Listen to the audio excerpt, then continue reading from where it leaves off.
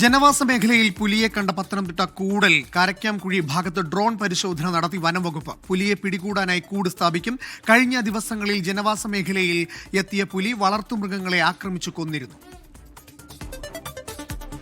പത്തനംതിട്ട പാടം forest station പരിധിയിൽപ്പെട്ട പ്രദേശങ്ങളിൽ പുലിയുടെ സാന്നിധ്യം കണ്ടെത്തിയിരുന്നു. തുടർച്ചയായ ദിവസങ്ങളിൽ ജനവാസ മേഖലയിലെത്തിയ പുലി വളർത്തുമൃഗങ്ങളെ കൊന്നിരുന്നു. പിന്നാലെ വനംവകുപ്പ് ഉദ്യോഗസ്ഥർ സ്ഥലത്തെത്തി ഡ്രോൺ പരിശോധന നടത്തി. വിവിധയിടങ്ങളിൽ പുലിയുടെ കാൽപ്പാടുകളും കണ്ടെത്തിയിരുന്നു. പുലിയെ പിടികൂടാൻ പ്രദേശത്ത് കൂട് സ്ഥാപിക്കും. പാടം കോന്നി ഫോറസ്റ്റ് സ്റ്റേഷനുകളിലെ ഉദ്യോഗസ്ഥരുടെ സംഘമായിരുന്നു സ്ഥലത്തെത്തി പരിശോധന നടത്തിയത്. കഴിഞ്ഞ ദിവസം അത് വെച്ചതിനകത്ത് അതിന്റെ സാന്നിധ്യം നമ്മൾ കാണാൻ സാധിച്ചിട്ടുണ്ട് നമ്മുടെ വനംവകുപ്പിന്റെ ക്യാമറയിൽ.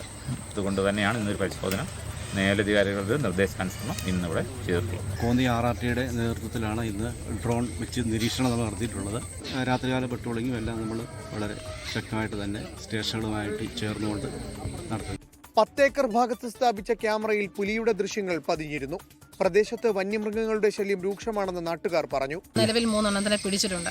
അപ്പോൾ ഇവിടെയുള്ള പ്രദേശവാസികൾ വൈകിട്ട് ഒന്ന് മുറ്റത്തിറങ്ങാൻ പോലും പറ്റാത്ത ഒരവസ്ഥയാണ്.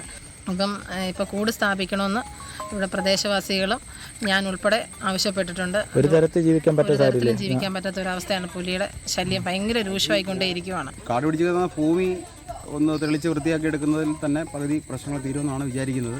അതിൻ്റെ കൂടെ പുലിക്ക് കൂട് വെക്കാമെന്ന് ഉറപ്പ് തന്നിട്ടുണ്ട്. എത്രയും വേഗം പുലിയെ പിടികൂടണമെന്നാണ് നാട്ടുകാരുടെ ആവശ്യം. ഈ പ്രദേശങ്ങളിൽ നിന്ന് 2 വർഷത്തിനിടെ 3 പുലികൾ വനംവകുപ്പിന്റെ കൂട്ടിലായിട്ടുണ്ട്. ഏക്കർ കണക്കിന് ഭൂമി കാട് പിടിച്ചു കിടക്കുകയാണ്. സ്വകാര്യ ഭൂമിയിലെ കാട് തെളിയിക്കാൻ കല്ലഞ്ഞൂർ പഞ്ചായത്തിന് നോട്ടീസ് നൽകാനും വനംവകുപ്പ് തീരുമാനിച്ചിട്ടുണ്ട്. 24 പത്തനംതിട്ട.